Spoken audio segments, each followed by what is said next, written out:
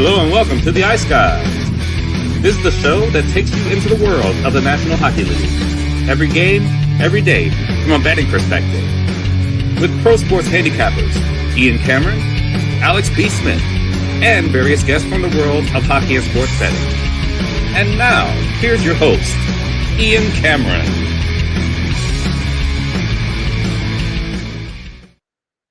Welcome to the Ice Guys, Thursday, October 9th. Ian Cameron, Alex B. Smith, and it is the biggest card of the season by far. Obviously, you're not a genius figuring that one out, but when you look at Tuesday, obviously only having 3 games for ESPN on the triple header. We had, of course, 4 games last night, and then we jumped to 14, count them, 14 NHL games on the docket here for this Thursday night. So you talk about opportunities galore, bets galore.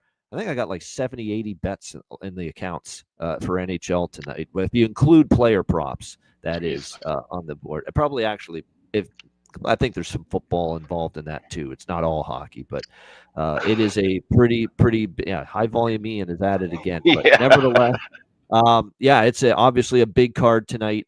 Smaller units, though. I must stress that. It makes me think I'm just throwing money around left and right. No, there's a lot of these bets are smaller units tonight, but I feel there's some good prices out there with some underdogs tonight that are live, and I think especially from an underdog perspective, I think there's some good plus price shots out there on the board tonight in the NHL. So looking forward to breaking it down. Lots of opinions. Looking forward to getting to those. We'll just go quick with the recap. Toronto 5-2 against Montreal. Frustrating. It was 2-1 Montreal at one point. I have team total over and Montreal money line, and we don't hit either one of those. They don't score again after that.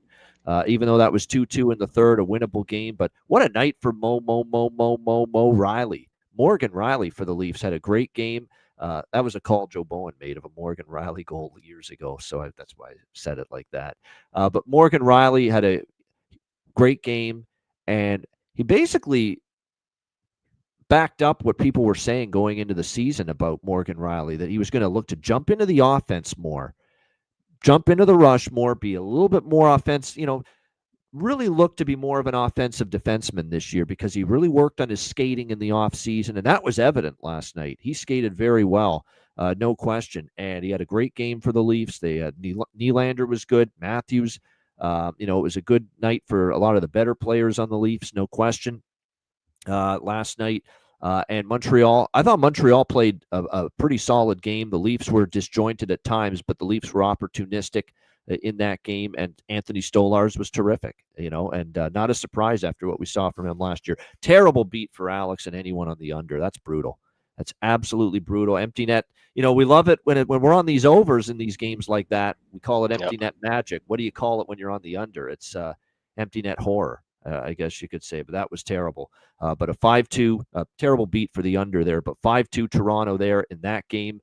How about the Boston Bruins pulling the upset over the Washington Capitals? We mentioned yesterday the one concern I had with Washington was that Jeremy Swayman would be, much more in rhythm, obviously having training camp and all the preseason under his belt. And sure enough, he played extremely well for Boston. Now, Washington, like I said, didn't finish their chances. They looked a little bit sluggish last night. We were concerned about just, sometimes Washington's speed quotient isn't what you'd like to see it, but it was definitely a solid road effort from Boston, and they're victorious. How about these coaches in their debuts? A lot of them victorious here. Dan Muse won his first game behind the Penguins bench, and of course Marco Sturm last night getting the win there in that Boston victory over the Washington Capitals. Of course, if Boston wins and scores goals, David Pastrnak is going to have a hand in it most nights. And, of course, he got one of the goals last night for the Bruins in that game. But solid road effort.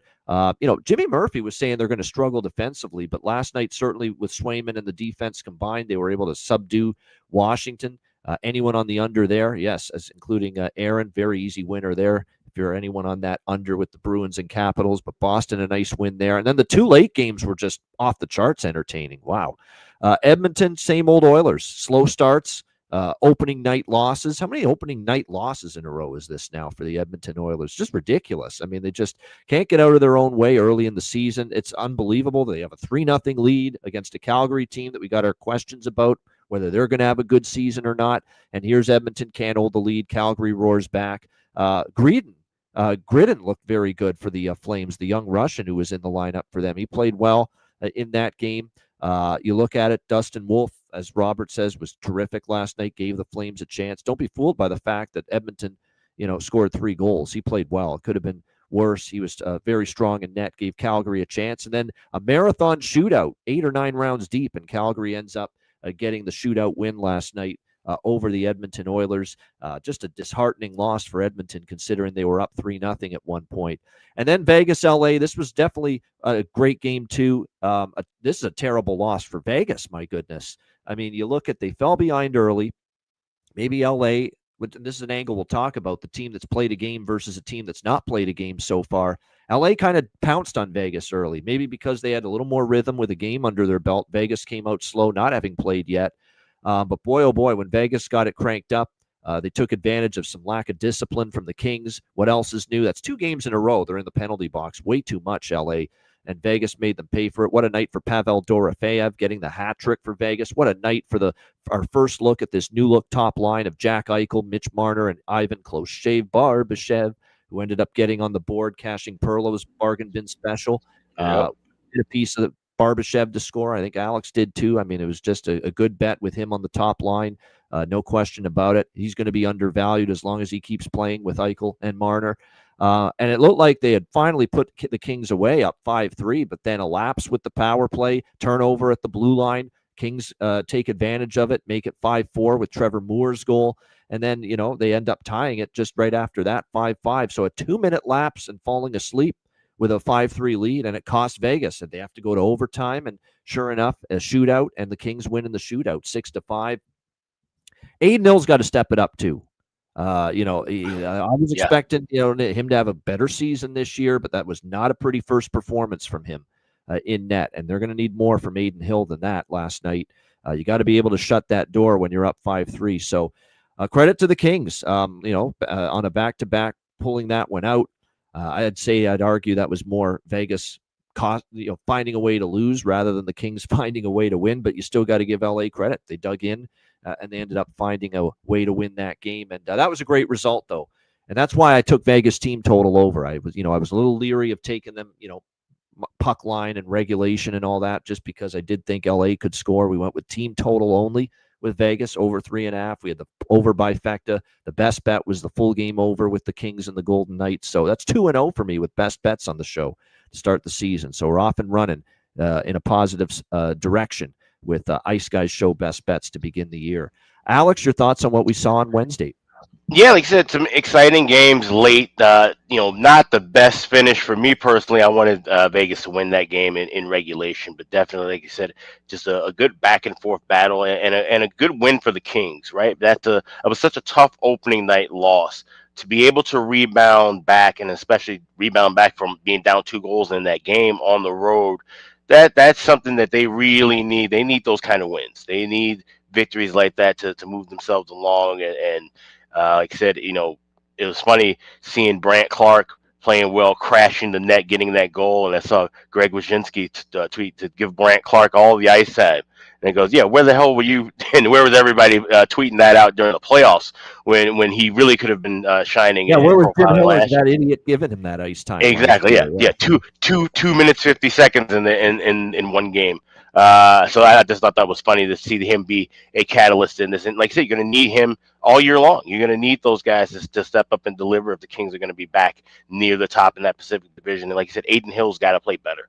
It's one game, of course. Like you said, he's going to have clunkers throughout the season, but you got to have a better effort, especially when having the lead. You got to keep your team in the game and shut things down. And when we talk about the importance of goalies stealing victories for their teams, look no further than Calgary and Dustin Wolf. Even though they got out to that 3-0 lead, Edmonton did. He was just solid the rest of the way, and especially in the shootout. The overtime in the shootout, he was making some 10-bell saves, and that's the power of a Dustin Wolf. Even in a game where he looked shaky early, he can find his form late and get you back into it. And that's something you have to remember when looking at Calgary down a goal, down 2 goals, and heading into a second or third period for live betting purposes. This is a team that will be dangerous, especially. And they're doing this against Edmonton, right? And Edmonton's still one of the best teams in the West. We'll definitely be able to take advantage of them being down a goal against the middle of the road team in the middle of the season. So that's something that I made a note on. Once again, Calgary is going to be that resilient, pesky bunch, especially if Wolf is playing well late. And if you see him getting better after giving up the odd shaky goal early, which seems to be a Calgary thing, like we said there with Jacob Markstrom too, in his days there with the Flames. But you see him give up a shaky goal and then all of a sudden kind of correct things in that first period, you can make adjustments and have some live betting success potentially with Calgary and Dustin Wolf. No doubt, no doubt. And I did have a small bet on Calgary, plus 192. And there's a small bet compared to the stuff I had with the Vegas game, but still great to cash out. It was just, not so much bullish on Calgary, bullish on the price that bullish on betting against Edmonton laying the price they were. Because that was, a little astronomical to me, minus 220, given their early season struggles. So it was great to see Calgary come back. So getting that underdog winner with the Flames was great. Speaking of underdog winners, it's a great segue into this massive Thursday card. I think there's some good underdogs on this card, a handful of them, at least a good few. And one of them is the first game we're going to talk about, Chicago and Boston. We've got Boston minus 160, home favorites, 6 the total in this game. Bruins on a back-to-back after a win in Washington last night. Credit to Jeremy Swayman. He played well. He's battling for a roster spot, too, with the USA Olympic team. So he's going to be certainly amped up to try to show what he can provide. And he certainly looked better than he did at any point last year in what was a tumultuous season for him with the Bruins. And the Bruins played a good defensive style, and I knew they would. That Marco Sturm's going to bring that. He was a good defensive forward in his playing days. He's going to try to bring that structure, bring that defensive mindset here with him to the Boston Bruins. And night one, it worked out well. Will it work out as well at night two, back-to-back, against a very, fast, energetic, capable Chicago team? And we saw Chicago's transition game look very good. Even Florida in the victory against Chicago Tuesday night was talking about how impressed they were with the transition attack of the Chicago Blackhawks in that game, despite beating the Chicago 3-2 in that game. And I saw it. I saw Frank Nazar looked awesome, 2 points in that game. I like Sam Rinzel. Looked like a polished young blue liner back there for the Chicago Blackhawks. So yes, very impressed with Sam Rinzel on Tuesday night as well. And of course, Connor Bedard, even though he didn't get on the score sheet, I thought he looked dangerous. He looked a lot more confident. He hit the crossbar early in that game against Sergei Bobrovsky. Otherwise, he could have found the back of the net there. So a lot of positives to me for Chicago, even though they lost that game. Now, they have to tilt the ice a little more than they did against Florida. You can't be in your own end nearly as much, but a lot of times they were able to at least withstand Florida's pressure and be able to, put out the fires when Florida had the puck for extended time in the offensive zone. The good news here for the Chicago Blackhawks tonight is the return of Vlasic. Alex Vlasic is going to be back in the lineup. Remember, he missed the season opener against the Florida Panthers, and this is another one of those very young, promising, up-and-coming blue liners, one of many that the Blackhawks have, that he will be in the lineup for them. It will be Arvid Soderblom in net for Chicago. Not our favorite goalie by any stretch, but he's a guy that in glimpses last year, he'd give you a 36-save game out of nowhere every now and then. Hopefully tonight's one of those nights. And this is not so much, I love Soderblom. He's going up against a goalie he can beat in Jonas Korpisalo, because Jonas Korpisalo had a very mediocre season last year with Boston. I don't necessarily trust him in net, especially in this kind of price range. And I like Chicago's got a little rest advantage off a loss. And then on the flip side, you counter that. You got Boston on a back-to-back off a very satisfying win. I think Chicago's live to maybe take down the Bruins tonight. So Chicago for me, plus 140 in this game. Alex, Blackhawks, Bruins. So I grabbed Chicago plus 124 a few weeks ago when more lines were available. And that was just predicated on I felt like they would have a decent battle, if not win, in Florida. Of course, they ended up losing that game, but they did play well and played tough. And they'd be able to kind of take that momentum into a weaker team in Boston. So now at plus 140, still endorse that, even with Soderblom in net. Now, if you haven't watched this show in a couple years, and you're wondering where we're talking about Arvid Soderblom, you're going to hear us talk about him often as he gets starts for the Blackhawks. This is a goaltender who went from looking like a popcorn vendor to a minor league goaltender to last year having some flashes of brilliance and looking like a capable NHL backup. He has made leaps and bounds in his game each and every year, despite looking dreadful for the majority of his career with the Hawks. And now you wonder, okay, he has the 2-year contract extension. Knight played well, made some big saves, but in Soderblom's mind and in the mind of the Hawks, he's still, a 1B option. Now, I don't see it that way, and I think most Hawks fans don't see it that way. But in his case, he's going to take advantage of every opportunity he has between the pipes. And this is a Boston team that certainly won't be cycling as heavy as Florida, won't be shooting as often and heavy as Florida. And now you bring Alex Vlasic back as well. And like I said, Renzel looked great. The defense looked great against Florida. So with a little less offensive punch in Boston, I trust in this game and that Soderblom can, give a decent start tonight. I like the Hawks here. Like I said, I grabbed plus 124. By all means, grab the better price at plus 140. I will be on the over trifecta in game. So that's first period over, full game over, and both teams will score in the first period. But I'm waiting for all of those live. I'd like to get plus 180 or maybe close to 2-1 for that both teams to score. I want plus money for the over 1.5, and I'm looking for 5.5 laying a price rather than just 6 even money. I'd rather get 5.5 laying $1.25. So that's my attack for in game. And then 2 goal props I have: Ryan Donato anytime goal, which is bargain bin price at DraftKings. He's plus 340. He's like 260, 270 everywhere else. So if you have DK, definitely grab him there. And also Frank Nazar, plus 260, plus 270. We're not going to get him at bargain bin range too often, but I do like him to score once again. Like you said, he looked great with the 2 points last night against Florida.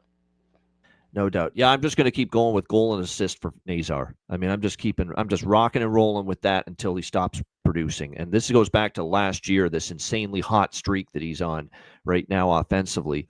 And he carried that over into the Florida season opener with a goal and an assist in that game, playing with Teravainen and Bertuzzi.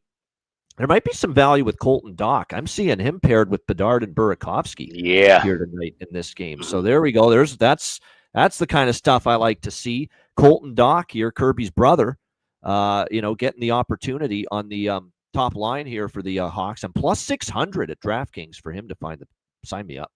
At that position, left wing side, top line, got to look toward Colton. And he had a couple of good looks and chances in the Florida game too. So yeah. Yeah, that's a good one too. Even Burakovsky's undervalued too. Now I like Dach more because the price is better, but you can get Burakovsky plus 460. On the Doc's been a little more noticeable. I want Burakovsky to be more noticeable. He was absent in preseason, in my opinion, the couple of games I watched. So yeah, I agree.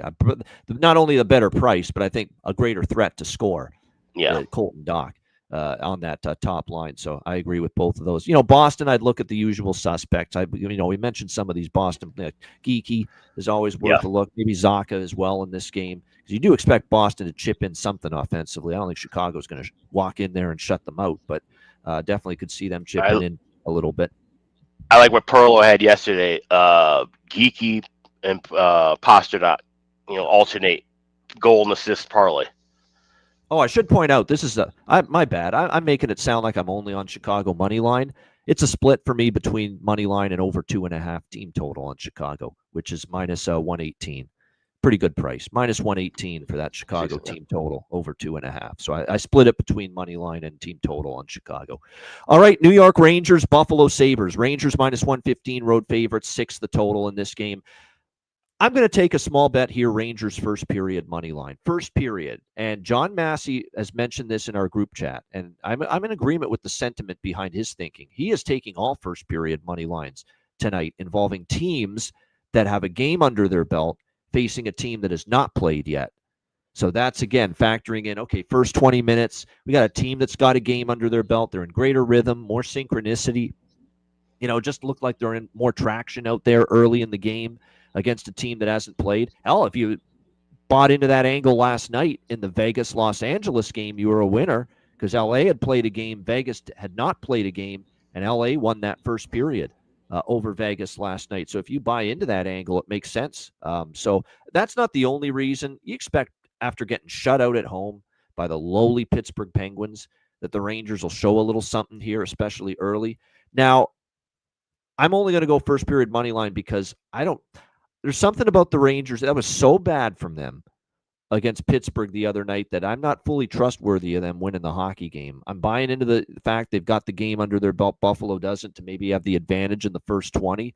But, man, that was ugly from the Rangers, and I'm not rushing to trust them for the full game here against Buffalo here in their home opener. The problem for the Sabres is coming into the year, they suffered some attrition in training camp. Owen Powers on IR to begin the season. Michael Kesselring, who was a big piece in that JJ Paterka trade with Utah, he looks like actually, I beg your pardon. It looks like Powers in. Powers in here for this game for Buffalo. So that's good.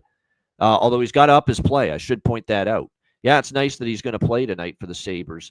But he's got to really step it up in front of his own net. Like last year, he was out muscled. He was not really taking out players in front of the net, not physical enough, not clearing the front of the net to make life easier on his goaltender. Those are the things where Owen Powers got to be better. You're a big guy. You've got a decent amount of height to you. You definitely should be able to do a better job than that. So we'll see if he can have a bounce back year, because I don't think any Sabre fan was real thrilled with his season last year for them. Up front, it looks like Zach Benson was a questionable for this game for the Buffalo Sabres. We'll have to see. It might be a game-time decision for him. They're actually relatively healthy out front. A lot of their injuries are minor. Carson Meyer, Jordan Greenway. Ukko-Pekka Luukkonen is, of course, starting the year out. So Alex Lyon will get the start here for the Buffalo Sabres. Of course, they got him in the offseason.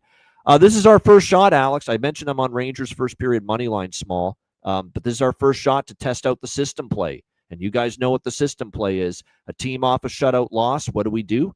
We bet for over by Fecta. First period over and full game over, and I will do precisely that here. So first period over 1.5 minus 120 and over 6 for the full game. This is our first chance this season on an angle that was excellent pre-Four Nations last year. If you remember, this off a shutout loss over by Fecta was outstanding from like October to February. Then we hit Four Nations, and that angle really did not do well after Four Nations down the stretch of the regular season. But in the early part of the year, this betting angle of overs, first period and full game for teams off a shutout loss was great. So we'll put it to the test here with Rangers and Sabres tonight, with Rangers off the shutout loss to the Penguins in their first game. Alex, what do you think here, Rangers, Sabres? So I'm betting Rangers to score first goal in first period, plus 125 at FanDuel, and then waiting for the first period over in game to drop minus 135, 140. I can wait for it to drop, a little bit closer to pick 'em range. And I'm also on Rangers. I grabbed minus 114 money line. It was just kind of predicated too on the Sabres with their goaltending, like I said, injury situation, having blue liners made up, but also to go in with Alex Lyon as your starter. It's just not really something I'm looking to back. Certainly more to fade, especially against the Rangers. 7 career games, he's 2-4 with a 3.35 goals against and an 8.95 save percentage. So he has struggled against this Ranger team, and I think the Rangers are going to come out hot and frustrated after that game they played. Just absolutely laid an egg at home against Pittsburgh. So I like them to score first. I like first period over in game, and I like the Rangers to get the victory. Montreal, Detroit. We've got Detroit minus 135, home favorite, 6 the total here in this game. Oh, by the way, just quickly on props here, I forgot to mention a couple. Josh Norris was great in the preseason, so goal and an assist prop for him. Juraj Kulik on the second line center spot, there's some value as well. Ryan McLeod had a great year, and I'm going to sprinkle on Josh Doan for Buffalo just because I thought he's going to be a nice addition for this team. For the Rangers, I'm going to go back to the well with Will Cooley here tonight, playing on the top line, it looks like, with JT Miller and Mika Zibanejad. All right, Montreal, Detroit, as we mentioned. I'm going to go Montreal first period, full game money line split. This is another one of these deals where we've got Montreal having played a game last night in Toronto, albeit a loss 5-2 to the Leafs, but they have a game under their belt. Detroit hasn't played yet. Montreal off a loss, so the focus should be there here for this game as well. So I like the first period full game money line split with Montreal in this game. And I have no qualms, no worries or hesitation at all to back them with Jakub Dobeš in net. Jakub Dobeš played better than Sam Montembeault in the preseason. If anyone watched preseason hockey with the Habs, he played better than Sam Montembeault. So I have no issues trusting Montreal to be competitive and or win games when Dobeš is in net. This will be the Red Wings' debut of John Gibson. I think a goalie that has the potential, if he stays healthy, to give Detroit some of their best goaltending in years. But again, first game, let's see it. With a team that hasn't played yet, obviously a game. So I think Montreal's got some value in this spot. They've actually played Detroit very well in recent meetings as well. This has been a Habs-dominated recent series between these two teams. When you look at it, Montreal won 3 of the 4 meetings last year versus Detroit between these two teams. So I will go with the Montreal split bet between the first period money line and the full game money line. And Jonathan, I'm definitely remember that. We talked about it last year.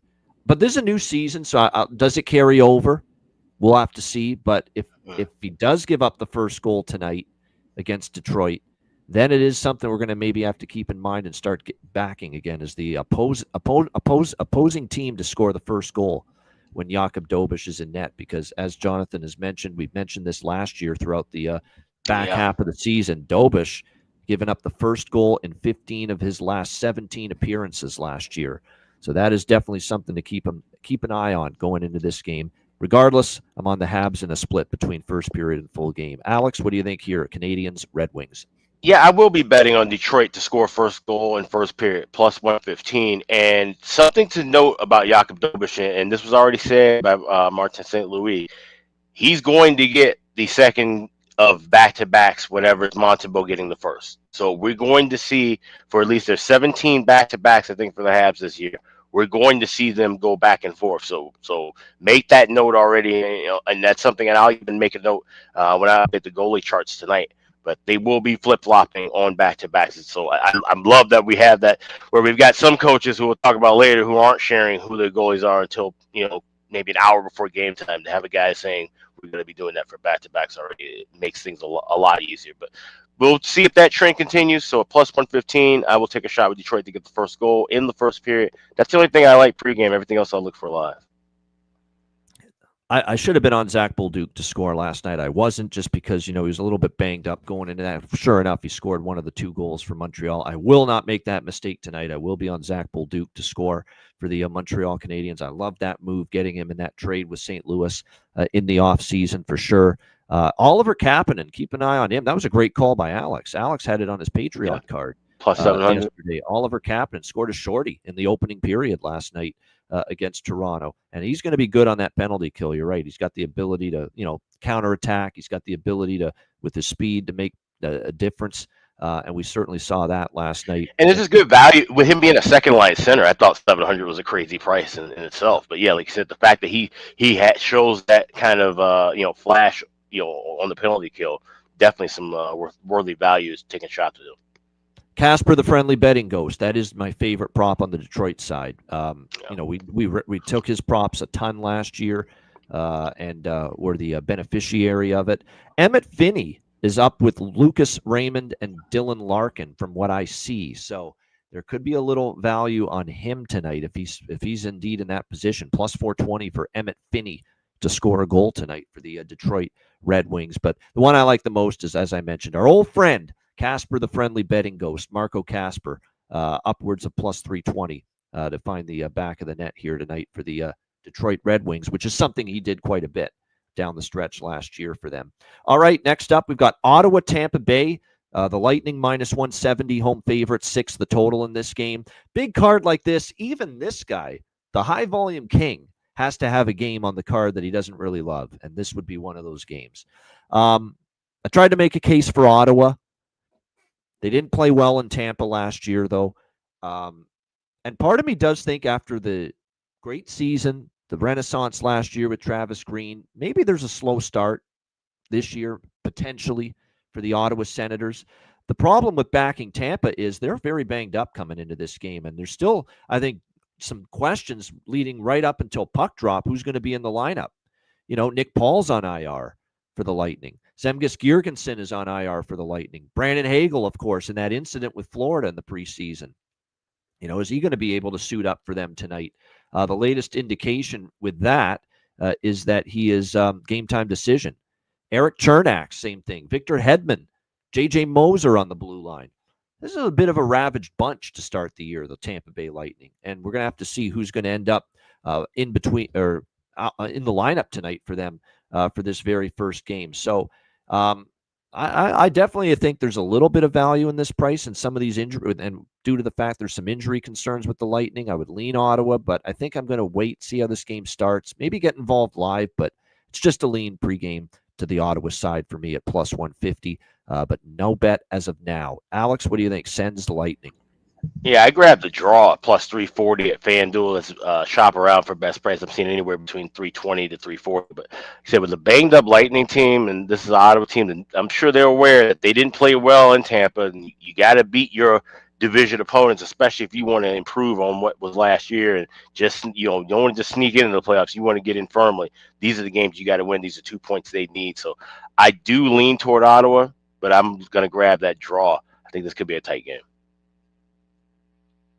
All right, good stuff. The draw. We love our draw. I don't have the draw season shirt on today, but definitely, like I said, we love our draws, and I might even dabble in that a little bit. I could see this maybe being a pretty close competitive game when it's all said. And we've seen sleepy starts, for the home opener angle hasn't mean shit so far in the first couple of nights. Like, we've seen teams sleepwalk through their first games at home. Wouldn't shock me if Tampa Bay maybe does that and Ottawa can get on the board early. Yeah, no question. I think there's definitely they could be one of those two. Yeah, Ottawa to score a goal, and it's not a great price. It's too pricey because you need a bigger underdog to be taking a team. Something live. It's a good live look though. Yeah, absolutely. If you if you don't have Ottawa scoring, halfway through the first period, or even 5, 6, 8 minutes into the first period, you're then going to get a bettable price. Close to even money on Ottawa to score, if not plus money on Ottawa to score in the first period. So that might be the approach I look at, especially if they have a good start in this game. There are a couple props that I do like in this game. Yes, and Robert Karlsson's onto one of them. Yes, I think he's going to have a huge year offensively, Shane Parlay Pinto. I really do. I thought he came on strong last year. He had a pretty good preseason this year. So Shane Pinto to find the back of the net is worth a look. I'm going to take a couple shots too with Amadio and Zetterlund on the right wing side in the top 6 for Ottawa in this game tonight. I think there's some value there as far as their props are concerned. For Tampa Bay, the one that stands out to me, a little value here for sure tonight, is Gage Gonsalves. Second line, like the way he kind of chipped in offensively down the stretch last year for the Tampa Bay Lightning. Getting an opportunity to play alongside Cirelli, and it would also be Hagel if Hagel plays tonight for Tampa Bay, but that has the potential to be a good second line. And yeah, Jake Sanderson assist or power play point, I don't mind that. I think Jake Sanderson is going to, I actually ended up adding a Jake Sanderson Norris trophy at 100 to 1 because I think he's got that potential to be that Werenski from last year for Columbus. That just comes out of nowhere and ends up having a big offensive season from the blue line. We know he's very good defensively, but I think Jake Sanderson has that potential in him for Ottawa. So I thought 100 to 1 was worth that shot there for the Norris for him. All right, Philadelphia, Florida. Florida minus 220, home favorites, 5.5 the total. No surprise, by the way, I forgot to mention Allmark and Vasilevsky going to be the goaltending matchup there, Ottawa, Tampa. For this game, Philadelphia, Florida, it'll be Dan Vladar making his Flyers debut in net for Rick Tocchet in his Flyers coaching debut. And, of course, Sergei Bobrovsky back in net for Florida in this game. This is another one where Rick Tocchet's debut. Rick Tocchet has a penchant of his team starting pretty well. We remember Vancouver a couple years ago, the strong start they had. Florida still, a credit to them, beat Chicago, and they're always capable of winning even without a Barkov, even without a Tkachuk. But to me, the Flyers can be live in this game. I think they'll have a great effort in Rick Tocchet's debut, and I'm going to grab the big plus price Flyer. No pun. Okay, they're pun intended. I can't even trick people into thinking that was not an intentional pun right there. But yeah, I will take a Flyer on Philadelphia here at plus 180 in this spot tonight. Alex, what do you think? Flyers, Panthers? Yeah, I like the over bifect in this one. I'm going first period over minus 118 at FanDuel and get that over 5.5. Still at a couple of spots. Like I said, this is a Florida team. There was they were hanging around with Chicago, then they pulled away late. I wouldn't be shocked, like I said, if Philly can come out early, kind of hit them in the mouth a little bit, and then wake them up, and we see some goals traded back and forth. So definitely liking goals in this one. Over bifecta for me. All right, over bifecta for Alex in this one. It'll be interesting to see how this one plays out here. I wish you luck with it. I'm worried that they try to transition into defensive-minded team a little bit, the Flyers under Tocchet. We'll see. But like I said, I definitely think this team tonight will see a good effort. Dan Vladar, I still have visions of Dan Vladar when he was with Calgary last year. One of his absolute ridiculous, redonkulous games last year was against Florida. I'll never forget that game, Alex. It was Calgary at Florida, and this guy looked like Marty Brodeur in that game against the Panthers, Dan Vladar. I couldn't believe the game. Like, he was just insane how good he was against the Panthers, that one start he had for Calgary last year. It was one of the best single-game goaltending performances of the season for any team. And Vladar had it against this Florida team. As far as props, Dvorak and Mishkov are on the top line. I think there's value. Of course, Dvorak, former member of the Montreal Canadiens, now with Philadelphia. Looks like he's going to be on the top line for them. There's probably value there. Zegras in his Flyers debut. That should give them a little offensive punch. We have Tyson Forster, Bobby Brink. These are guys that on the third line can chip in, and Noah Cates as well can chip in some offense for you. Now, they do have some injuries on the back end, Cam York and Rasmus Ristolainen to begin the year, but Noah Juleson and Igor Zamula, Jamie Drysdale, Sanheim, Steeler on the back end. And like I said, I think why no Ersson, Nick, is because I think Rick Tocchet likes Dan Vladar. And to me, when Ersson has his best game, he's really good. But he's had some bumps in the road, too. He's had some struggles. He's had some bad starts. And to me, there's been a lot of variance with Ersson. And so when Ersson's kind of having that up and down, erratic style type of play, that means the gap between Ersson and Vladar is probably not as big as you would think. Yeah, they're the two closest goalies on my chart. I think it's a 5-cent difference between 5 or 10-cent difference between them. It's not much. Yeah, I would not be in a situation like there's some teams where they go from the starting goalie to the backup, and I want no part of the backup. This is not one of those situations. I think they're interchangeable. If I liked Philadelphia in a game, if Tocchet says I'm going with Ersson instead of Vladar, it wouldn't take me off Philadelphia. If Tocchet says I'm going to Vladar instead of Ersson, it wouldn't take me off Philadelphia. So I would be comfortable back. If I wanted to take Philadelphia in a certain game against a certain opponent, the difference between Vladar and Ersson would not keep me off back in the Flyers. So it speaks to what Alex just said, too, that I don't think it's a huge gap right now between those two goaltenders. Should be a good game. Good test. Don't forget, too, with Torts last year, it's kind of what also gravitated me toward taking a shot with Philadelphia tonight. They played Florida damn tough last year, the Philadelphia Flyers. You can't explain it. Some teams just have a tougher time with certain opponents. And Florida had their hands full in every game last year, head-to-head. Against the Philadelphia Flyers. Keep that in mind. And a reminder, too, if you didn't watch the Flyers season preview, I have over 10.5 points in October. So I definitely would love to start off with 2 points here. Yeah, no doubt. So I think they're live. I think they're worth a shot at this price, tonight. All right, next up, we've got New York Islanders, Pittsburgh Penguins. We've got the Islanders minus 140, road favorites. The total here sitting at 5.5, juice to the over in this one. There's no chance I'm laying minus 140 on the road with the Islanders, especially after how impressive Pittsburgh was in their debut, shutting out the Rangers. Dan Muse winning his head coaching debut.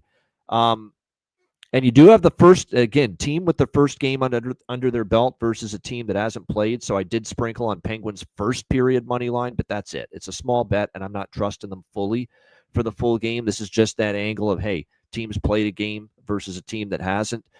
Here's the thing with the total. I'm worried Pittsburgh's really going to be a strong under team moving forward.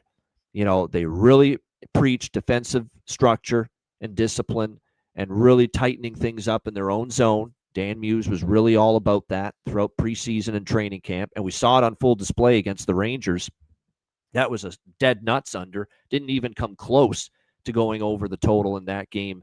But here's the problem. Was that bad Rangers or really good Penguins defense? I think it was just a combination of both. I think the Rangers' offensive execution was terrible the other night. I think this could be a little bit more challenging here against the Islanders. And when you flip it around to the Islanders against the Penguins, we know the Islanders haven't been the same defensive team the last few years. Ilya Sorokin will be in net. And also Pittsburgh had Artur Shilovs for that great shutout performance against the Rangers, and he was a big part of it. And now you go to Tristan Jarry, who to me is inferior at the moment to Artur Shilovs.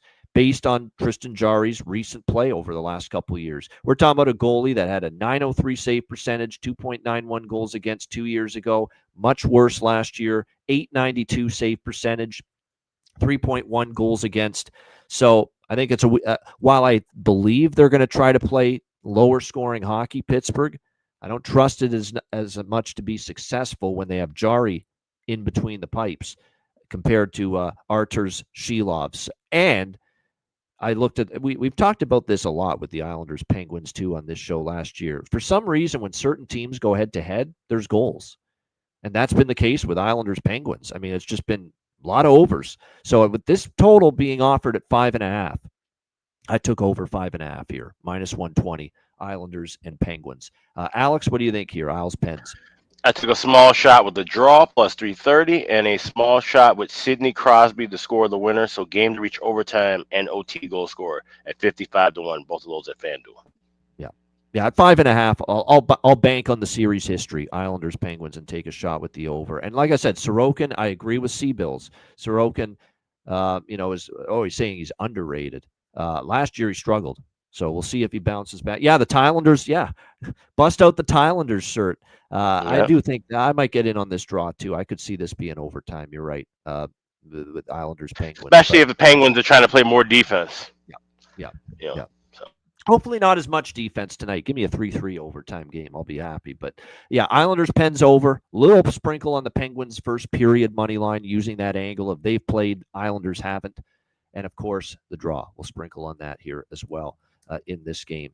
All right, next up, I didn't touch any player props here. There's nothing that really stands out for me here as far as player props are concerned. I want to see what the Islanders look like before I start betting them as far as player props. All right, New Jersey and Carolina. This is one of a couple games tonight on the card where we have a playoff rematch from last year. Of course, these teams met in the first round, and New Jersey was banged up, beaten up to shit, and they just really were ill-equipped to compete with the Carolina Hurricanes in that series. And now we've got Carolina -170, home favorites in this game. The total sitting at 5.5 across the board. Now it's an overrated, overvalued angle with the playoff revenge, in my opinion, here for New Jersey. Certainly they're going to want to play well. For its first game of the year, they lost in the playoffs to Carolina.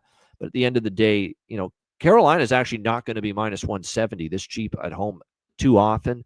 I'm actually on Carolina -1 at -1 or -105 is the price on that. So Carolina puck line -1 here in this game. They've also dominated New Jersey here in this building. Lenovo Center has not been kind to the New Jersey Devils, regular season or playoffs last year. This was a tough place for the Devils. And we know this is my Eastern Conference champion and Stanley Cup champion pick, Carolina. It took a while for me to come around to taking them as my Stanley Cup champion pick, but I'm a little bit more of a believer in Frederik Andersen now because he did have a solid playoff. I don't think you can fault him for losing against Florida. I thought he still played pretty well. And this roster outside of Andersen is very good. The blue line is still rock solid, led by Jacob Slavin. You mentioned K'Andre Miller. A change of scenery is probably going to help him and lead to better things for him with this blue line. And then you round it out with the likes of Sean Walker, Jalen Chatfield. I can't wait for a full season of Alexander Nikishin. We saw just in little glimpses how good he's going to be in the playoffs last year. I love the Nikolai Ehlers addition. I think Ehlers, Aho, and Jarvis will be in that conversation with Vegas and a few other teams for one of the better top lines in the NHL. I think there's that potential for the Ehlers, Aho, Jarvis line. Svechnikov, Stankoven, he was great with Carolina after they got him from Dallas. Jackson Blake, and then of course you got the bottom six: Carrier, Stahl, Martinuk, Taylor Hall on a fourth line tells you all you need to know. And Rod Brindamore, hallelujah, my friend, you're finally smelling the coffee here right now, smelling the roses. At this point in time, you're finally figuring it out. Yes, Barry Kotkaniemi should be your fourth line center, not your second line center. So well done, Rod Brindamore, on that. That is fantastic. The less we see of that guy, the better for the Carolina Hurricanes. So good job. Aho, Stankoven, Stahl, Kotkaniemi in that order as far as the centers for Carolina. I like their lineup. I do. I think they have a great lineup. Great up front. The blue line is terrific, rock solid. Anderson, I've got a little bit more positive things to say about him based on his playoff performance and overall season last year. So I will take that. And I think New Jersey's going to be good and better this year, but don't like them in this spot. I think Carolina's still better, and they're tough to beat at home, and they've owned New Jersey at home. So Carolina -1 for me. A few props I like, but first, Alex, what do you think? New Jersey, Carolina. Yeah, this is one I'm going to wait and probably dabble in live. With this being a big card, having a lot, this is one where I was kind of looking at passing, but I lean with Carolina. And like you said, playoff revenge, and these being division rivals, it could be a little animosity. And it wouldn't shock me if it's a little physical early and maybe we see some penalties. Maybe that opens the game up and we can see some scoring chances. So this is one I want to wait for live. There you go. Good stuff. Yeah, as far as props, there are props on both sides because I do think New Jersey, it's not easy to score against Carolina in this building when they lock things down defensively, but there's a couple of value shots. Dawson Mercer on the second line with Hischier and Meyer.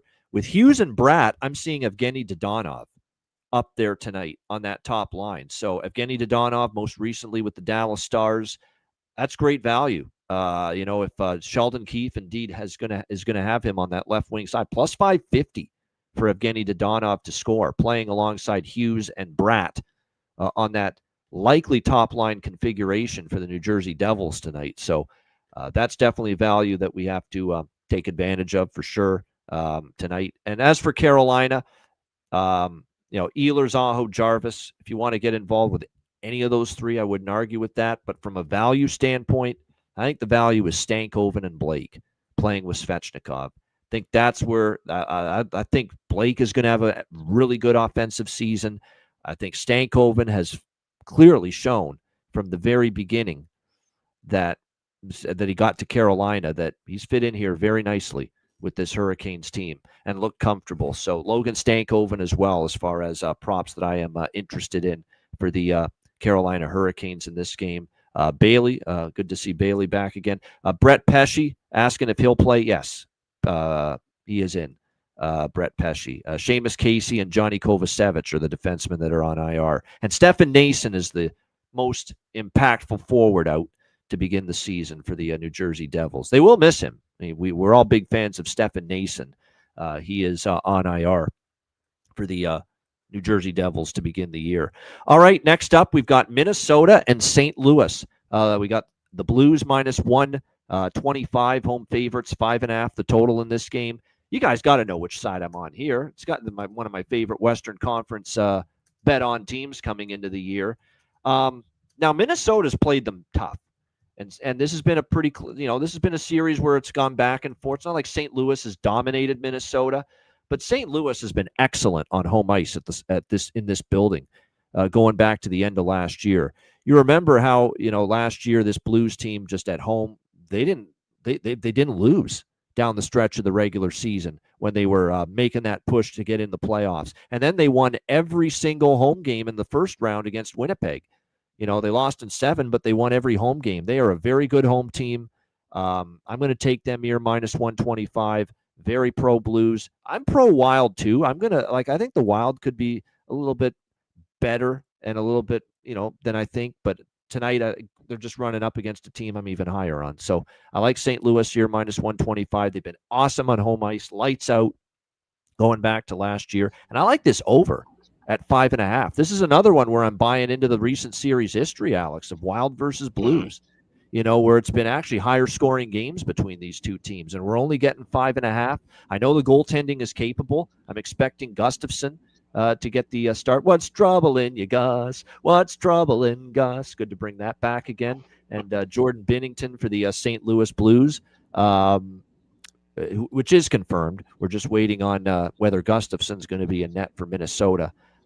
Capable goalies, but hey, it's been Gustafsson and Binnington in most of these games recently between the Wild and Blues, and we've still been able to get to at least 6 goals between them. So, yeah, St. Louis -125, also over 5.5 for me here in this game as well. Alex, what do you think? Wild Blues? Yeah, I like the Blues team total over 3.5. +145, so that's an alternate total. So that is widely available now. So I was just kind of shopping around checking, but +140, +145 with that team total over. There's a bargain bin spot that I really like with St. Louis here. And I think like I said, this is going to be a good back and forth game. Over by fact, I'll wait in game for because I'm seeing 5.5s at minus 125, 130. I'd like a little bit cheaper on that and certainly like to get plus money with the over in the first period too. And also want to see the pace early because we've seen with these Blues game and Wild games, slow start in the first period and then it explodes in the second and third. So this may be one where I jump on full game over in game first and then wait a little bit later and see for try and get that plus price for the first period. Yeah, it's a good prop game. In this one, Rossi goal assist I like. Marcus Foligno, if you're going to put Marcus Foligno on the second line, I think he can chip in. He just has a knack sometimes. You give him these top 6 opportunities, he can chip in. And Vlad Tarasenko, here's the thing with the Wild. We think of them as the stodgy, plodding team that struggles to score goals half the time. I like their lineup a little bit more offensively going into this year. And keep in mind, this is a team that's without Zuccarello still to begin the year. But you got Kaprizov, Rossi, Boldy. It's a really good top line. Vladimir Tarasenko, he's very, very erratic, schizophrenic lately. And there's games sometimes you don't even notice him out there. But he's still a guy that can improve that top 6 a little bit for Minnesota. You've got, I think Ryan Hartman's a guy that can chip in. Liam Ogren, Yakov Trenin has been a guy back to his Nashville days that can chip in a little depth scoring. You've got more mobility on the back end now with Aziz Bouyem now part of this team regularly, as is, of course, the great Brock Faber. And plus, Jonas Brodin. What else is fucking new? Starting the year on the IR. Brodin, I'm shocked Spurgeon's healthy. Holy mackerel. Holy goodness. I'm shocked by that. Shocked. Yeah, right. Shocked. But actually, Jared Spurgeon, for a change, is not injured to begin the year. But both of them, throw them in the same box, Brodin and Spurgeon. These two guys just can't stay healthy for a full season. Now, I'm just waiting for that next time Spurgeon gets injured. But Brodin, the same thing, starting the year on the IR. And broken toys in the attic, basically. Yeah. And they miss him defensively. Brodin is really good in his own end for the Minnesota Wild. So, like I said, I think St. Louis scores and wins the game, but I think Minnesota gets some things going offensively too. So, St. Louis and over for me here in this game. And then for props on the St. Louis side, Dylan Holloway, of course. Holloway, if we bet on Holloway, take some time to celebrate. Absolutely. Great in the preseason. Dylan Holloway for the Blues, goal, assist. You can even go 2 points on Dylan Holloway and get a really good plus price on that. Worth a shot. Jimmy Snuggerud, my bet to win the Calder Cup. I keep calling it Calder Cup, Calder Trophy for the St. Louis Blues. Calder Trophy at 11-1, 12-1 odds, and Jimmy Snuggerud goal, assist. Any props involving Jimmy Snuggerud here in this game tonight, I like that. That's not a bad angle there from Robert. Nick Bukestad, or as Don Cherry called him, Nick Ballstad at plus 500 from Blaine, Minnesota. Played for the Minnesota Wild, of course, now with the St. Louis Blues. And I'm going to dabble. It always looks like good value at Bukestad, then he does absolutely fucking nothing. So I get the angle, though. I do get the angle. Just tread lightly.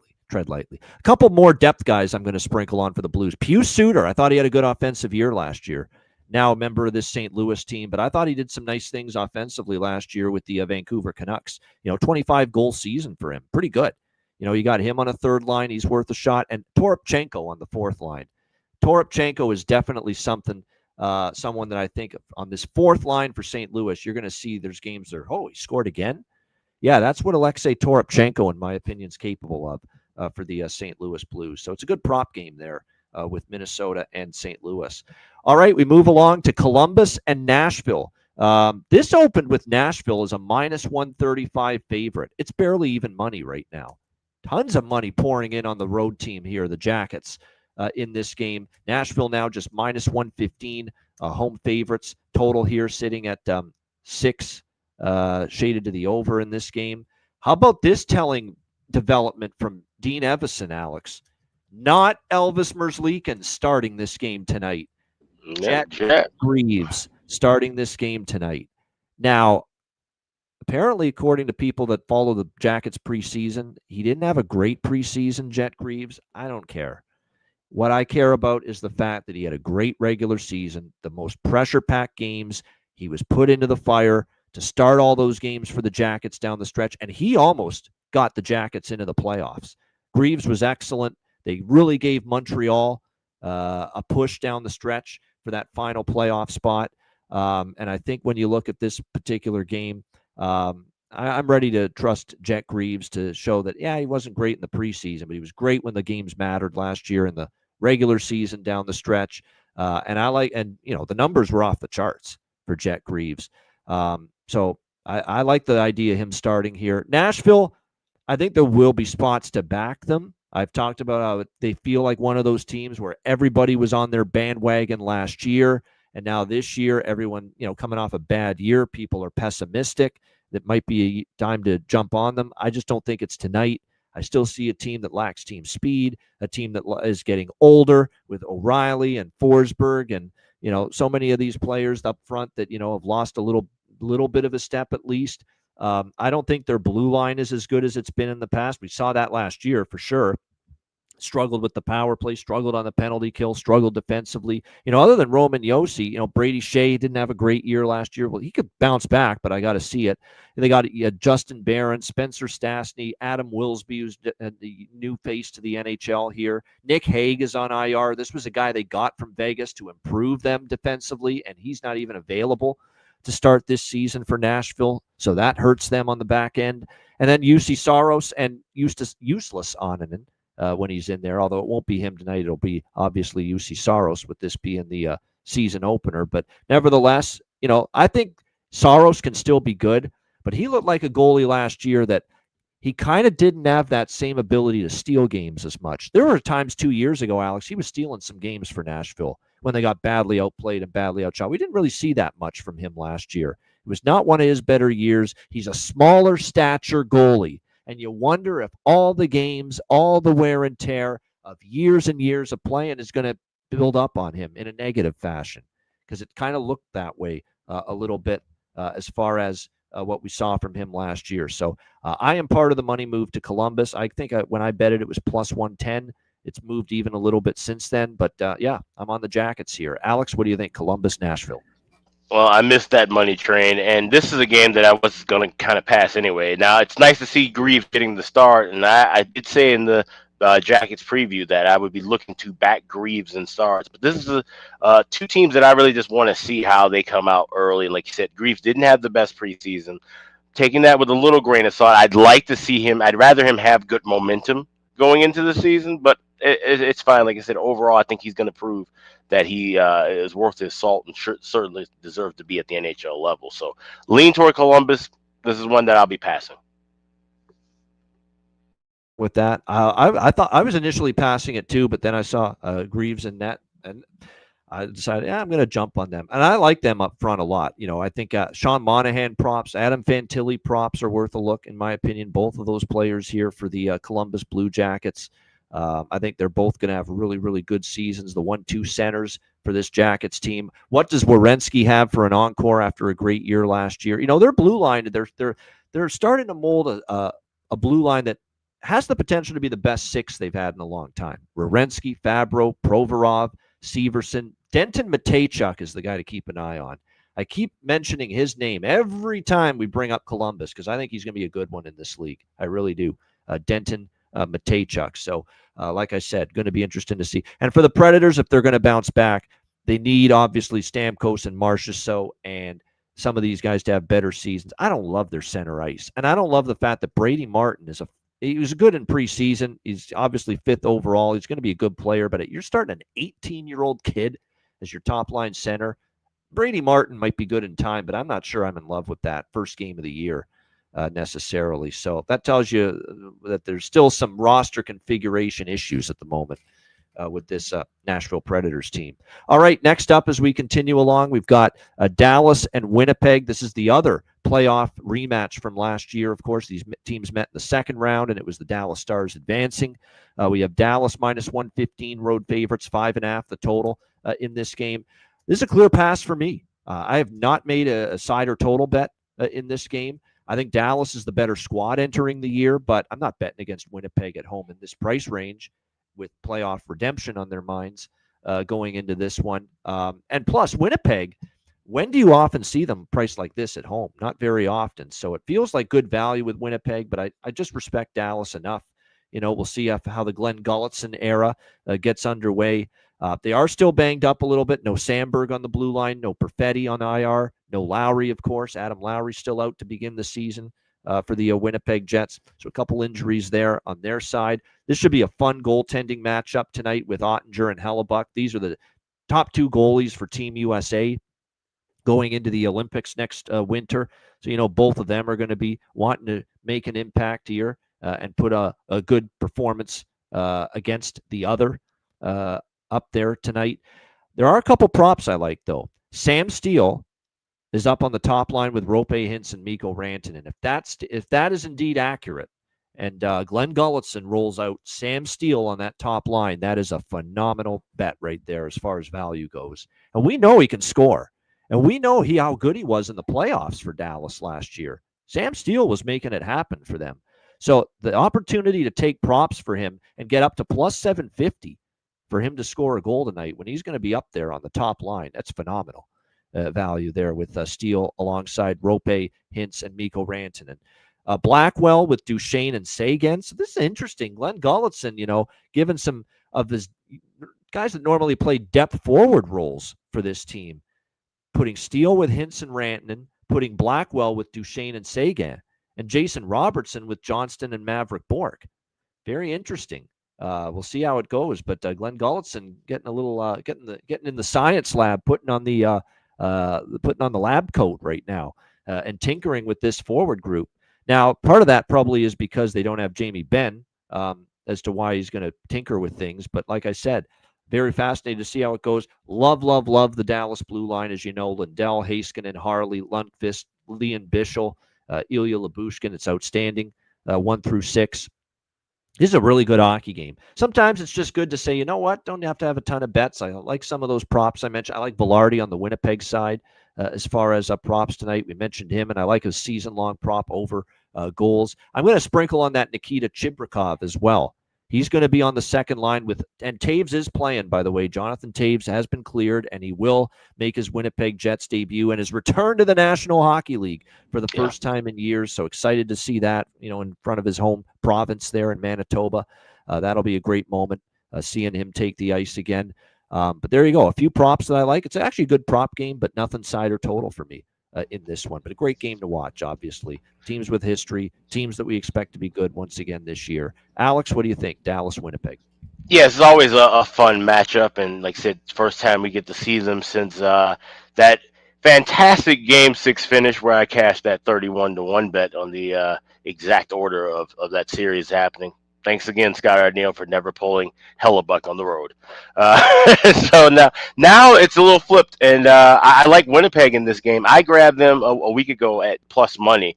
Now we're seeing, like I said, minus $1.05, minus $1.10. So I still lean with them as far as the side goes, but I like the draw even more. Plus 330. I think we see this to be a low and slow matchup, be it playoffs or regular season. 9 of the last 10 games going under the total. Like you said, guys, injuries on both sides as well. So I could see this being a kind of physical feeling out process of a game going a little bit past regulation. So give me the draw. I do have Jets in pocket as well. And also, let's go. Like I said, I'm looking at these overtime goal scorers. Let's go with Kyle Connor. New contract, plus 4,500 to get the game winner in overtime. All right, good stuff. Yeah, good game. Looking forward to this one for sure here with the Stars and the Jets. And by the way, for under bettors, if you're interested in the under, how about 9-1 to the under in the last 10 between the Stars and the Jets? Very, very strong history of lower scoring games. So I wouldn't be shocked if it continues.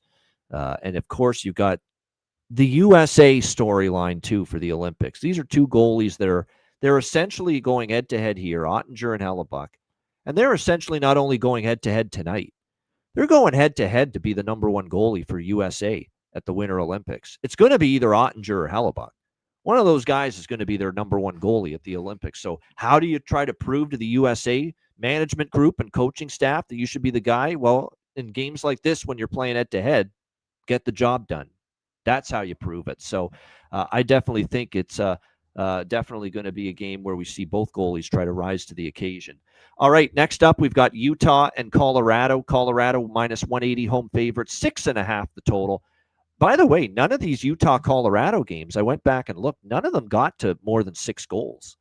So be careful with the over is what I'm saying here in this game. I'm on the fence with this total, but last year, 5-1, 4-1, 4-1 were the final scores. All 3 of those games, Mammoth versus Avs, fell below, well, it was the Utah Hockey Club last year, but Utah and Colorado fell under the total last year. I don't know if it was bad LA or good Colorado, but Colorado was really good against the Kings. I think you have to give Colorado a good amount of credit. You know who was also very good? The guy who's once again starting in net tonight for Colorado, Scott Wedgwood. I thought he played a heck of a game. He was really good. And this guy is such an underrated goalie right now. He, to me, we'll get Alex's thoughts. To me, there's not that big of drop off from Blackwood to Wedgwood right now for this Colorado Avalanche team. They can win games with Scott Wedgwood. They've won a bunch of games with him. So him starting in net, I have no qualms about that at all for the Avs. Karel Vejmelka has been announced as the starter. I got to admit, I'm a little bit concerned on the Utah side of things. Do have some injuries here to begin the year. Valimaki on the blue line, Alex Kerfoot on IR, Barrett Hayton's out to begin the year. Stenlund, one of their depth, fourth line players, but he's a pretty good one. He's not playing as well, so they got a little bit of a shuffle going on in the bottom 6. I love their top 6, obviously. Keller, McBain, Schmaltz, Dylan Gunther, Logan Cooley, JJ Peterka, the new addition from the Buffalo Sabres. Their blue line, Sergachev, Marino, Schmidt, Dursey, Cole, Simashev, who they really like as an up-and-comer on the blue line. Colorado was that impressive. I don't want to fade them. That's how good they looked against LA. But I'm not going to take Colorado either. At minus 180. So I do have one bet though in this game. Nothing on the side, nothing on the total. Totally neutral. Maybe we'll get involved live, but there is one bet that I love in this game, and it's a player prop. And if he scores goals at the clip, I think he will this year. You're not going to get this price for too much longer. Dylan Gunther plus 236 to score a goal for the Utah Mammoth. I got to get used to saying that. Yes, I think it's a great price. This guy was lighting it up in the preseason this year for Utah. He was great in the regular season last year. He is going to be a guy capable of scoring 30, 40 goals for this team. And if he is that kind of offensive player this year for the Mammoth, he will not be, I will tell you that right now, he will not be plus 236 with his goal props in a few months if he starts popping in goals as I think he could. So I'm going to jump on the value now while it's there. Dylan Gunther plus 236 to find the back of the net tonight. Alex, what do you think here? Utah, Colorado. It's funny because I like Colorado team total over 3.5. I grabbed minus $1.05 with that, but I'm going to grab that with you, tail you on that one with Dylan Gunther, because this is the time of year early in the season. Like I said, you have to grab value with certain goal scorers that just may not be there in a month or certainly 2 months from now. And, that's my thought process. We're grabbing Donato at that 340 with the Hawks. So I'm going to tail you on that one. But I like Colorado to get goals here. And this is one more than likely I'll end up trying to grab a 6 in game with an over. But team total for the Avs and Gunther to get a goal is the 2 plays I like. All right, there you go. And Gunther goal, Colorado team total. Hey, there's Evan McLaren, a good friend of ours. He was on a couple of our betcasts. I think he's still overseas last I checked, but and a Penguins fan. Happy hockey season, everyone. Same to you, Evan. It's good to see you back with us here. Cheers. Yeah, absolutely. Good to see you back in the chat with us once again this season. All right, Calgary, Vancouver. Next up here, we've got Vancouver minus 210 home favorites, 5.5, 6 being the total.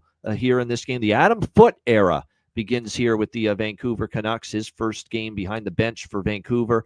I'm dabbling. The only bet I have pregame here is I dabbled on Calgary first period money line. Again, it's that situation we've talked about throughout the show. You're backing a team that's got a game under their belt versus a team that hasn't played yet. I think that could be an advantage for Calgary in the first 20 minutes. Then they could, start to peter out. That was a taxing game just as far as how exhausting physically and emotionally and mentally it was. All that shootout that went 8 rounds deep against Edmonton last night. But I do think in the first 20 minutes, Calgary's worth a look at this price, that maybe Vancouver's a little bit flat-footed. Remember, brand new coaching staff, so maybe some tweaks in the system, tweaks in the lineup. You can never rule that out. But that's all I would want Calgary for is the first 20 minutes, because you do have to factor in that they're likely, and not confirmed yet, but you would expect that Devin Cooley is going to be the starting goalie for them on a back-to-back. And this guy, he's made a handful of starts in the NHL in the past with San Jose. He got into 6 games a couple of years ago. Numbers weren't good, though. .870 save percentage, 4.98 goals against average with the Sharks a couple of years ago. We'll see how he fares here. Now, he did spend last year with the Wranglers in the American Hockey League, Calgary Wranglers. Numbers were very good down there. 2.94 goals against, .905 save percentage. But like I said, can that translate to the NHL? We'll have to wait and see. If you're feeling, bold about this game, this could be one of these games where Calgary leads after the first period, but Vancouver wins the game. I could see something like that happening. And if you can put that in some kind of same game parlay, Calgary first period, Vancouver full game, money line, I think that might be worth a dabble tonight in this game, no doubt. So that's where I'm at. Just Calgary first period money line, though, pregame with this one. As far as the total for this game, it's 5.5, 6.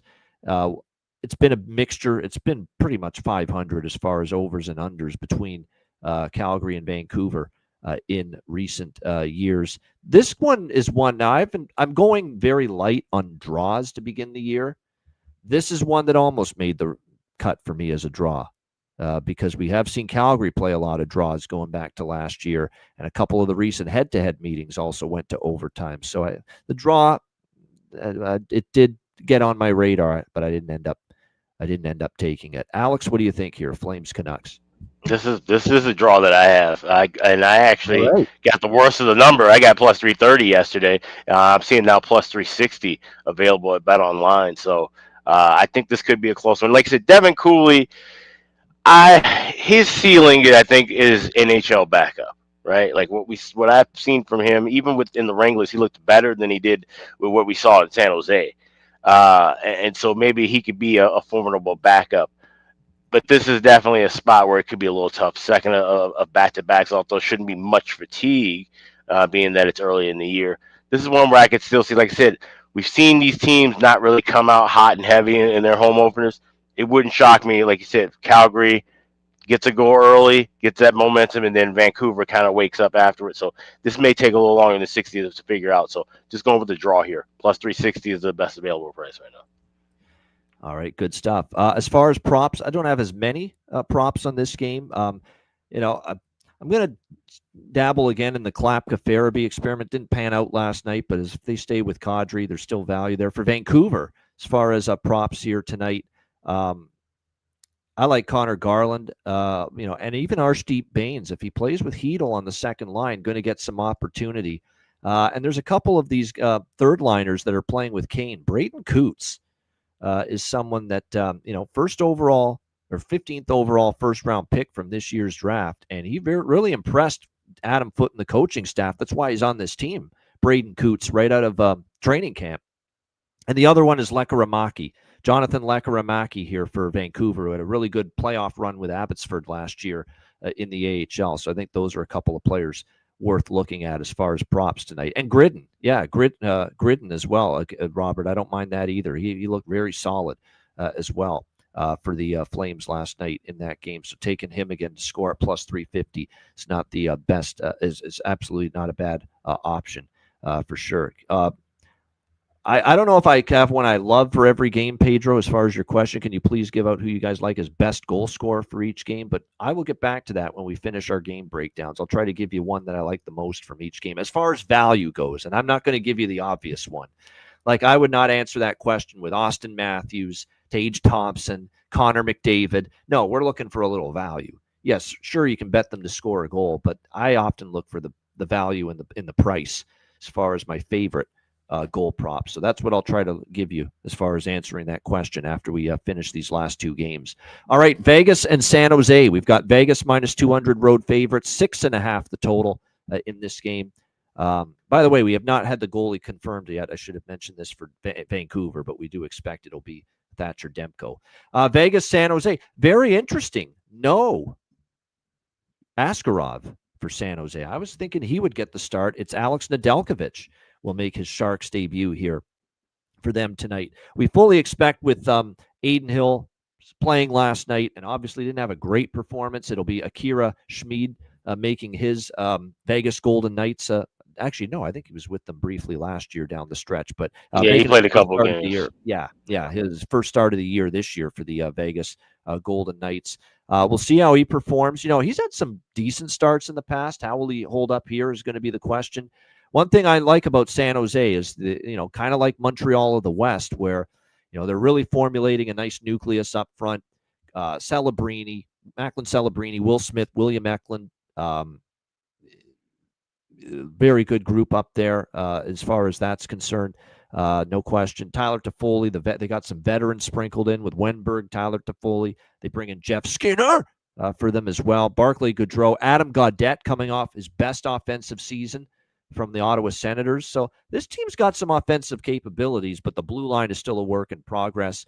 I mean, Nick Leddy and John Klingberg. Now, I like Warsofsky. He had this team working hard last year, but come on, Nick Leddy and John Klingberg's your top pairing?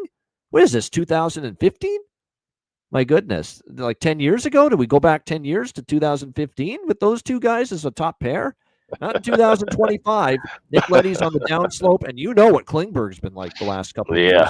He's been a disaster at times defensively. Although there were I thought Edmonton got way more out of him than I ever expected they would. But still, I'm not buying in. I'm not all in on John Klingberg on a top pairing. There's just no way. So that's a little rough. Ferraro, I like. Timothy Liljegren. He can look great one moment, not so good the next. Orlov, good regular season, struggled a bit in the playoffs, but he is a veteran guy. And Shakir Makhmadullah, that's not a great blue line. It's a little rough back there on the blue line for this San Jose team. So you worry about that because, as I've said with Nedeljkovic, this is a guy that when he had the great blue line in front of him for Carolina years ago, he played great.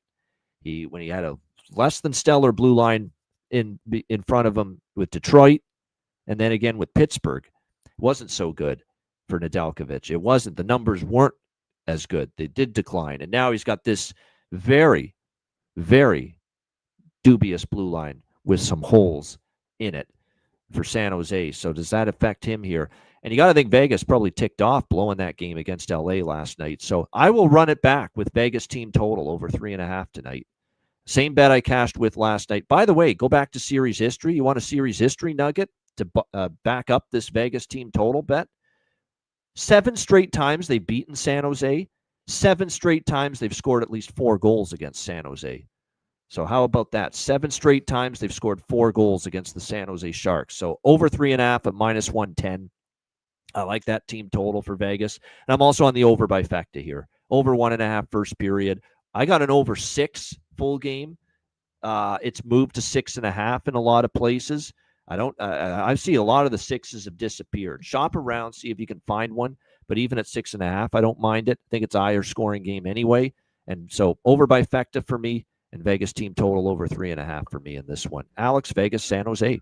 So I like both teams to score in the first period pregame. I'll be grabbing first period over in game, and I'm going to back as well that Vegas team total over 3.5. I got -$1.10 as well. Like I said, this is not the great goaltending matchup of the year for sure. If it's Schmid and Nedeljkovic, there could be goals back and forth for sure. But 6.5. Like I said, shop around and wait for that. But I like goals early more. So both teams to score. Plus 150, I got that pregame, and then I'm waiting for something in the -110, 115 range for that first period over. You know what I'm just as excited about? This is actually going to be, I think, a fun, exciting game between these two teams tonight. I'm just as excited, as much as I'm excited for the game, I'm excited about another thing. This is an ESPN Plus game tonight, and on the call of it is the newest edition of the ESPN NHL play-by-play family, John Kelly, the longtime voice of the St. Louis Blues, and of course now taking over as the voice of the LA Kings this year on television. ESPN's has got him on their roster of play-by-play guys this year, so he'll be doing some ESPN national games this year. John Kelly, so good. Everyone was just saying, "Oh, poor John Kelly left out in the cold" when St. Louis blindsided him and removed him from the television broadcast for financial reasons because they're cheap. And Blues fans are livid, by the way. They're irate about that. They are so pissed off with how the Blues treated John Kelly, and rightfully so. And we thought, oh boy, what's going to happen with John Kelly? And everyone's worried there's a great announcer. Well, he can't be left dangling in the wind. Sure enough, he's picked up by the LA Kings to take over from Nick Nixon on television, and now he's also going to be doing games on ESPN. How about that? Good things happen to good people, right? Yep, absolutely. And most importantly about this too, not only will we get to hear John Kelly, but we don't have to hear Randy Hahn. That's an upgrade. Oh, 100%. Yeah, no question about that. Always. Yeah, so that'll be good. It'll be, I believe, Cassie with him as well. So there you go, John Kelly and Cassie on the late night broadcast there with Vegas and San Jose. So that'll be good. All right. Oh, by the way, props. Anything with Eichel, Marner, and Barbashev. I'm going back to Barbashev again. I mean, as long as he's on that top line, and Eichel and Marner can't always shoot the puck. They're going to have to defer at some point, to Barbashev, and they certainly did that at least once last night when he got on the board. Still, you're getting plus 300. I mean, they're already dropping this price a little bit on Barbashev, but still plus 300. Good price for him to find the back of the net. Marner assist. Marner, Marner and Eichel. I'm going to go with a Marner and Eichel 2 points parlay. 2 points for both of them tonight. Eichel and Marner, and that'll pay nicely, I think, in my opinion. So I'm looking at that as a situation where I think Vegas. That top line looked awesome last night, despite falling to LA 6-5. So, like I said, definitely interested to see how they perform tonight in this one. All right, Anaheim and Seattle. We have reached the summit, if you will, our final game of this massive Thursday card. Yeah, great job, NHL. 14 games tonight and none tomorrow. Make that make sense. You can't make sense of it. It's just absolutely ludicrous. But I'm not surprised anymore. Just not surprised anymore with what the NHL does. Well, I mean, they need that because there's all 16, all 32 teams playing on Saturday. So yes. Yeah. So I guess they need a little buffer. You're right. And they don't want too many. That's the good news. There won't be anybody on back-to-back when it happens on Saturday when they load up the slate for the first Saturday of the season. All right. Anaheim, Seattle. Seattle minus 130, home favorites, 6 the total. This is a pretty straightforward, first game of the season handicap for me. I think the team that's going to end up being the better team is the underdog. And I think the team that's the inferior team is the wrong team favored here. And Anaheim, keep this in mind too. Not only do I think Anaheim's going to be better, they bring in Joel Quenneville. They've got a nice mix of great talent up front and veterans like Alex Killorn and Chris Kreider now on this team. Well, second year for Killorn, but first year for Kreider. Cutter Gauthier, I think, is ready to explode offensively. Michael Granlund, who had a great year with Dallas, especially down the stretch. They get him to add some depth. They've got Paling and Colangelo on the fourth line. Those guys are capable. You still have Frank the Tank Vetrano, Troy Terry, Leo Carlson, I think, is going to have a great year, really settle in as a number one center. You've got a Jackson Lacombe, maybe got paid a little too much, but he still got paid, and and it's good to see them re-sign him long term. Jackson, Kookie, Lenmi Lacombe, Radko Gudas, Olin Zellweger, Jacob Trouba, Pavel Minchikov, and you've got Lukas Dostal, who I sprinkled to win the Vezina this year. I think he could be that good. The pieces are in place for this Anaheim team to make a jump, make an improvement, challenge to make the playoffs. I've got a small piece of them to make the playoffs, as does Alex. I'm not saying they will, but I think they absolutely will challenge here to make the playoffs, this Anaheim team. And I think they're improved. And I like the coaching hire. I'm not convinced Seattle's improved, and I don't love the coaching hire there with Lane Lambert. What did he do with the Islanders? It was a tough go for him there with the New York Islanders. They struggled. They didn't really improve, and they're a bit banged up too. Riker Evans on IR. Brandon Montour's been banged up. Vince Dunn's been banged up. Chandler Stevenson banged up. Jared McCann banged up. Montour's going to play. Vince Dunn will have to wait and see. I don't have an update yet for him. Jared McCann, he's been battling a lower body injury. Chandler Stevenson's dealing with an injury throughout camp. We'll see if he's in the lineup. Kaapo Kakko's on IR to begin the year, and he started to play real well for the Seattle Kraken last year. So, like I said, I just think Anaheim plus 110. I expect this team to be better. I'm not convinced Seattle's better. I like the coaching hire better with Anaheim. And Anaheim, too. Last year when Anaheim didn't have a great year, Seattle didn't either, but Anaheim didn't have a great year last year. And despite that, Anaheim still went to Seattle, to Climate Pledge Arena, and they beat them twice. Anaheim won both times they made the trip to Seattle last year. They beat the Kraken. So Why can't they do it again? I think they will. So I'm on Anaheim. Quack, quack, plus 110. Alex, what do you think? Anaheim, Seattle. Yeah, this is one I bet a while back and actually ended up being the worst of the number. I laid $1.10, and now you can get plus $1.10. I'm not sure why all this money came in on Seattle because, like I said, I'm high on Anaheim, but I'm much lower on Seattle this year. And I said don't like their coaching hire. Just didn't like what I saw from them in preseason either. So yeah, give me Anaheim in this one. As for props, I mean, I'm going to be for Seattle. There are a couple for Seattle. Most of my props here obviously are Anaheim, but I don't mind Shane Wright. I don't mind Mason. I do like the Mason Marchman edition for Seattle. So a couple props there. And for Anaheim, Leo Carlsson, goal and an assist. Cutter Gauthier, goal. Beckett Seneke, because he's looking like he's going to play on the top line with Mason or second line with Mason McTavish and Cutter Gauthier. There's value there with him, no question. Granlund, goal, assist.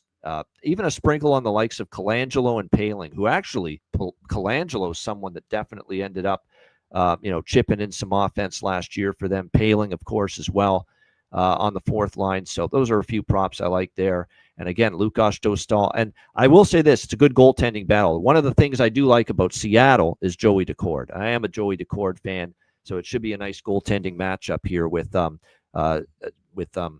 Joey Decord versus Lukas Dostal in net. But I just think Anaheim's a little bit better on the back end, definitely more firepower than Seattle, and they'll find a way to pick up the win there on the road. And again, they won both times they went to Seattle last year, did the Anaheim Ducks. Great stuff. How about that?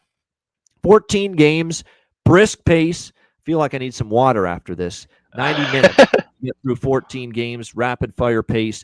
Thanks to everyone for joining us as always in the chat. We appreciate your support. Hit the like button if you haven't done so already. Again, check out wizardsportspicks.com, the new home of me, Alex, Matt Robinson, a handicapper on the site. Dana Lane, OG. Dana Lane, our old friend as well. Absolutely, and more. Great roster. Check out Picks Daily. We have single game premium picks available now. We'll be rolling out pick packages, multi-pick packages, and long-term subscription options once the site is fully up and operational, but you can check it there for single game premium picks and free plays on a daily basis as well. Check it out at wizardsportspicks.com. And also, of course, the Patreon Ice Guys page. Become a member. Hey, you've missed out. If you did not jump on board before the first 2 nights of the season, you missed multiple bargain bin winners, multiple best bet winners. The daily card's been pretty good so far.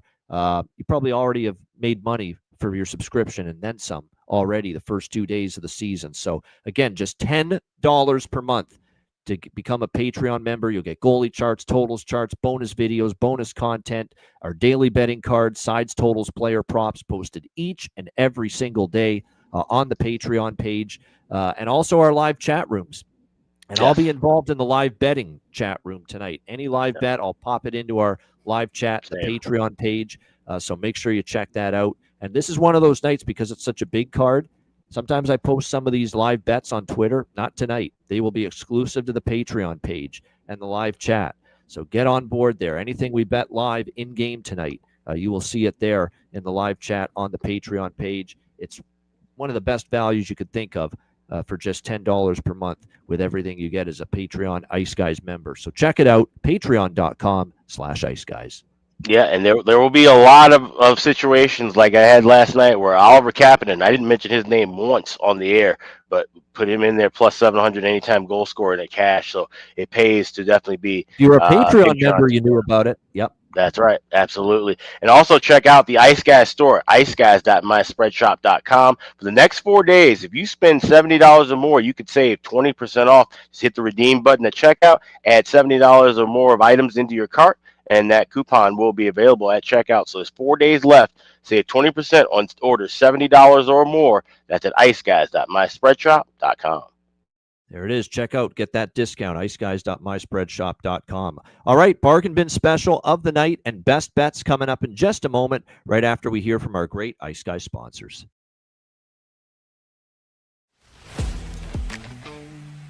Wizard Sports Picks, featuring the finest handicappers in the universe.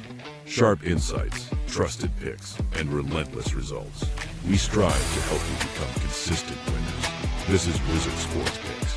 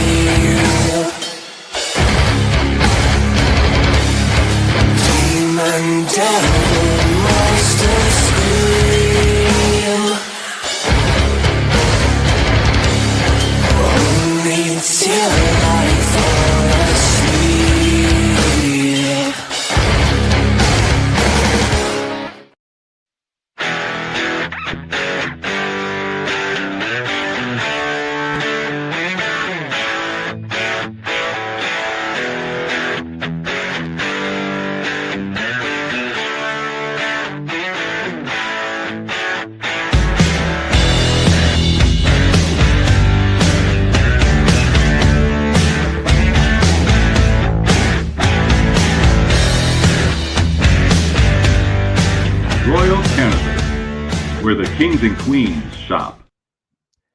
Check it out, RoyalCannabisShop.com, 20% off using the promo code Ice Guys. All right, bargain bin special of the night.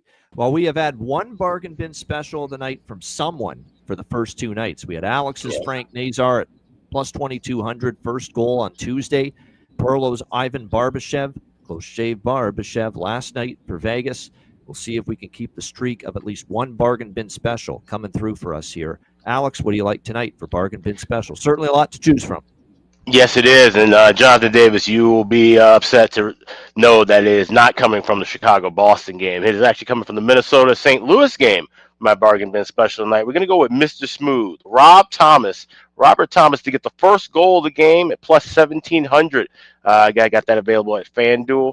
I like him to get things rocking and rolling. I also like that first period over in that game. So let's go with Rob Thomas. Plus 1,700, first goal. It's my bargain bin special tonight, St. Louis. There you go. Another first goal prop, bargain bin special, I should say, from Alex. So there you go. Robert Thomas, St. Louis Blues, first goal for Alex B. Smith with his bargain bin special of the night. My bargain bin special of the night, lots to choose from here as well. But I'm going to take the value. And even though I like the Hurricanes in this game, to get Evgeny Dadonov at plus 550 with Hughes and Bratt is a hell of a great price. It's so great that I am making that my bargain bin special of the night. Evgeny Dadonov, New Jersey Devils, plus 550 with Hughes and Bratt on that top line. I will roll with that for my bargain bin special of the night. All right, best bets. Alex, what do you like for best bet? Yeah, we're going to actually head on out to the Motor City, and we're going to take a shot with, like I said, this is a trend that we looked at last year when Jakub Dobeš was in net. He gives up the first goal of the game, so we're going to go with first period team to score first goal, Detroit Red Wings, plus 115. That is available at FanDuel, and that'll be my best bet tonight.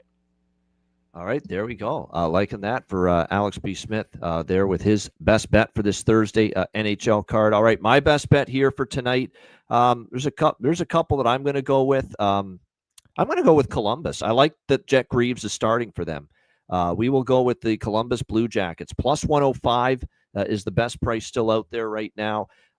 Like I said, I think Greaves with the great finish to last year, still a lot of questions about just overall team speed. You know, can Marchessault and Stamkos, the two veterans, bounce back? You know, Yossi's still a very good player, but there's still questions on the blue line. And again, it was a down year for UC Saros in net. So there's still a lot of questions for Nashville. Columbus, you know, really rallied around Greaves last year down the stretch to almost make the playoffs. I think they can go into Nashville and win. So give me Columbus here, plus 105 against Nashville for my best bet here for this Thursday NHL card. Shout out to the chat. We appreciate you guys. Hit the like button on the way out. And like I said, excited about this huge Thursday card. A reminder, too, no show tomorrow. There are no NHL games tomorrow. So we will not be on tomorrow. No Ice Guys show, but we will be back Saturday, noon Eastern, Long 9 one. a.m. Pacific. It'll be a long one. Me, Alex, and Ryan Robinson will be joining us for that one on Saturday. And then we'll be back on Sunday, also noon Eastern, with the Sunday and Monday card combined into the Sunday show. And we'll be off Monday for Canadian Thanksgiving. There you have it. A reminder, the Ice Guys is live 7 days a week, Monday to Friday, 2 p.m. Eastern, Saturday and Sunday, noon Eastern. If you can't watch the show live, download the Ice Guys podcast in audio form on all major podcast platforms, Google Podcasts, Apple Podcasts, Spotify, Stitcher, iHeartRadio, Amazon Music, and more. Download the Ice Guys podcast when you can't watch the show live. For Alex B. Smith, I'm Ian Cameron. Have a great Thursday night. Enjoy it. It's hockey madness, everybody. 14 games. Enjoy them all. Good luck with your wagers, and we will see you next on Saturday at noon Eastern for another edition of the Ice Guys.